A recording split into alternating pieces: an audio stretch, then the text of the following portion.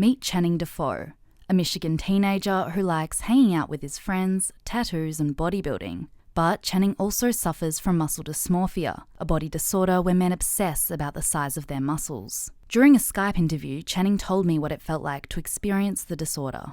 It's just like constant in your head, I guess. That's how I'd put it.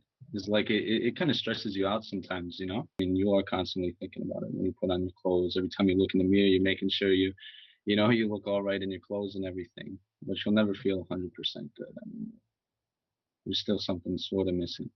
Scott Griffiths, a researcher at the University of Sydney, specialises in muscle dysmorphia. You can think of muscle dysmorphia like reverse anorexia. So in anorexia nervosa, you have predominantly women. They see themselves as too large, too fat. They diet to get skinnier. They take it to an extreme level, and then they can actually get so emaciated, so skinny they can die from it. In muscle dysmorphia, you have the same preoccupation with body image and eating and weight, but it manifests in the opposite direction. So these guys are dieting and training to try and get larger. Also known as bigorexia or the Adonis complex, people in the bodybuilding scene are very familiar with the disorder.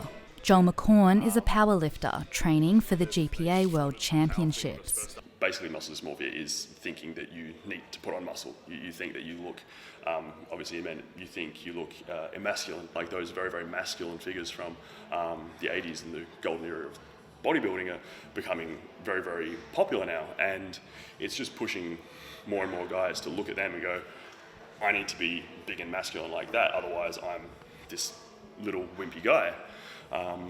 So yeah, it's definitely a thing. It's definitely becoming more prevalent.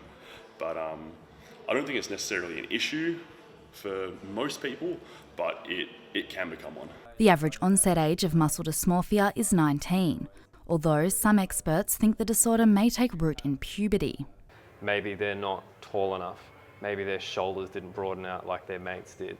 Maybe they're the skinny kid. Maybe they're the fat kid. Body types really start to diverge for men and for women at puberty. So that's when the body dissatisfaction sets in.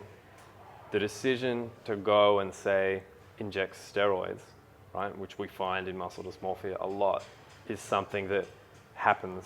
That decision to take them happens over a number of years. So a number of years of feeling unhappy with your body, and that unhappiness becomes a deep unhappiness.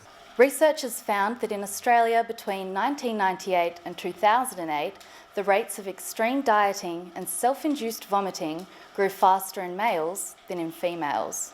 So these conditions that we've seen as female problems up until now will slowly start to converge and it'll become a human problem. What's the best way of approaching someone that you think could be experiencing muscle dysmorphia? With compassion. I think we see guys with muscle dysmorphia, they're big, they're strong, they're very muscular, they can be pretty masculine, they can be pretty broy, they'll have friends like that in the gym, and we've got to be careful not to pigeonhole them, as some people do, and especially in the media, as just big, dumb, violent people. You'd be surprised the number of people who think along those lines. If you have muscle dysmorphia, it's coming from a place of perceived inadequacy. It's coming from a place where your self-worth and your self-esteem, at some point, got tied to your appearance and the judgments that other people make of that appearance. However, one of the obstacles in recovering from the disorder is that most sufferers refuse to see it as a problem. I don't know if it's a problem, like it doesn't really hurt me as much. Like, sometimes people say, you shouldn't be so obsessed with it. I don't get why, you're constantly stressing over it.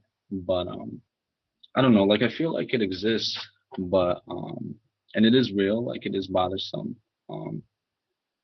But sometimes I feel like I don't know if it's really classified as a disease or as if just wanting to better yourself,